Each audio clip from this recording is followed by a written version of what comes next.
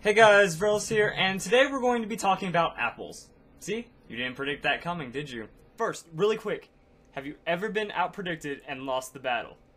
And what I mean by that is, if you've been in a doubles battle and you think, oh, that guy's not going to protect, I'm going to knock him out. And then you go focus fire him, he uses protect, then the other Pokemon that you didn't hit gets a sweep. Or that you think, oh, I should protect right now, because they're going to use an offensive move, then they use something like Swords Dance or a really just bulky move. Now they have an even better chance of knocking you out. If you said yes, congratulations, you're probably a competitive battler because it happens to everyone. Now, today we talk about what makes that happen. How do you outpredict someone, and how do you get outpredicted? It's one of those, it's a really, really tough strategy because no one is perfect at it. You can't outpredict 100% of the time, but it is one of the most important things in battling, even down to the first moves. Like, you see your opponent's 6 Pokemon, or 4 Pokemon, and they see yours. So you have to wonder, it's like, okay, he's going to open with Aegislash Klefki because I saw it online, which means that I need to open up with Charizard Talonflame because it's the counter. And stuff like that. Like, there's so much thought that goes into the opening of a game, and even all the moves that are involved when you start to worry about your setup, that you almost have to think what your opponent is thinking about you. It's a very, very tough thing to understand, and the best thing that you can do against it is just understand the game. Know what Pokemon do what, essentially.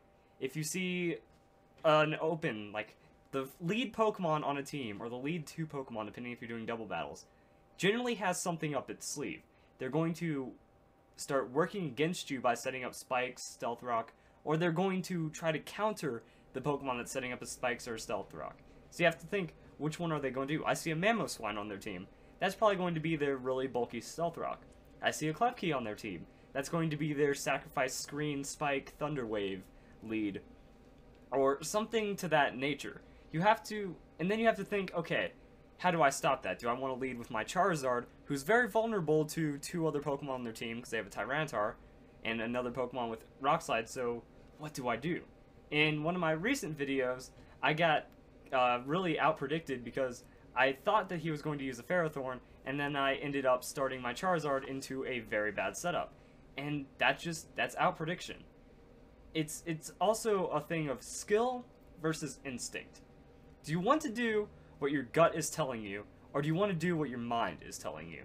I think that's the really hard part, is when you need to figure out which one to listen to. Because sometimes you overthink it. You look at that Pokemon person and it's like, okay, he has an Aegislash. Aegislash is the most technical Pokemon in the game. If you play it correctly, you win. If you play it incorrectly, you lose. So you could look at it and people are just like, okay, first turn, Aegislash doesn't use King Shield, so it's going to get a Swords Dance. But if it uses King Shield, then I'm attacking it to fall into the bait, but no one uses King Shield on the first turn. And then it ends up they use Shadow Sneak because you didn't think, oh, that Shadow Sneak is going to get stab and it's going to be super effective and it might knock me out as a Shadow Sneak. Or there's just a lot of things that you have to look at. And by outpredicting yourself, you just kind of fall into something that they didn't even think of. The other person, depending on their skill level, they could just be like, oh, I always do Swords Dance first turn. Done. And instead of not attacking it when it was vulnerable, now it got a free Swords Dance, you hit something else, or you use Protect on your own because you think the Protects might cancel out. I don't know. It's one of those things that you also have to understand your opponent. When you watch your opponent play, you get an idea of how well they play.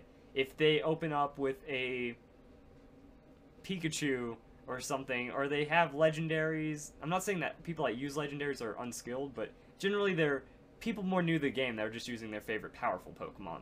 And if you see a move that doesn't add up, it's like, oh, that Garchomp should have used Earthquake. Why did he use Bulldoze on me?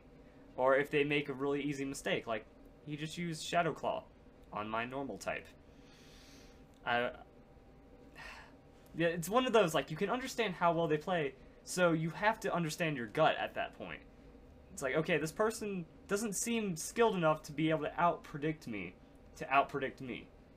So you just have to kind of look at all the aspects. And then, on the other end of the spectrum, there's someone that's going to be guessing what you're trying to do if they're a really high competitive level player. And they might, that's when you run into problems. Because you're like, okay, he's going to Mega Evolve Blaziken, which means he's going to Protect, because Mega Blaziken always uses Protect on the first turn to Speed Boost. And then he's sitting back, he's like, okay, Mega Blaziken always uses Protect on the first turn to get Speed Boost, but he might be expecting that, so I'm going to expect him to not expect that, and I'm going to attack on the first turn and really throw off his guard. So you have to understand your opponent. You have to understand the Pokemon. You have to understand the way the game is flowing. You have to understand everything just to get the breakdown of one turn. And there's a lot that goes into that one turn. So I don't really know how well I've described how to stop getting out-predicted or how to out-predict your opponent, but it's one of those things you have to be very conscious of in how much it dictates the game. A lot of games are almost lost on that first Pokemon that comes out because you lose a first turn. They're either going to get their free setup, they're going to get in that KO, and they're going to be able to run over you.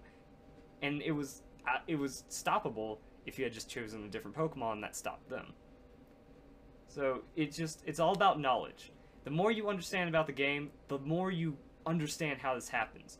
I can't tell you, oh, whenever you see this Pokemon, do this. Whenever you see this situation, do that. You have to grow into your own situations. You have to play the game enough and be like, okay, this has happened to me before. Last time I got out-predicted, I'm going to see if I do the other thing that I should have done and if it'll happen differently. And then you start to understand similar scenarios and then just grows from there. There's always going to be someone that can out-predict you at any time. Just like Pokemon, you're never going to have a truly undefeatable team. Just like you're never going to out-predict your opponent 100% of the time. It just increases your chances of doing so.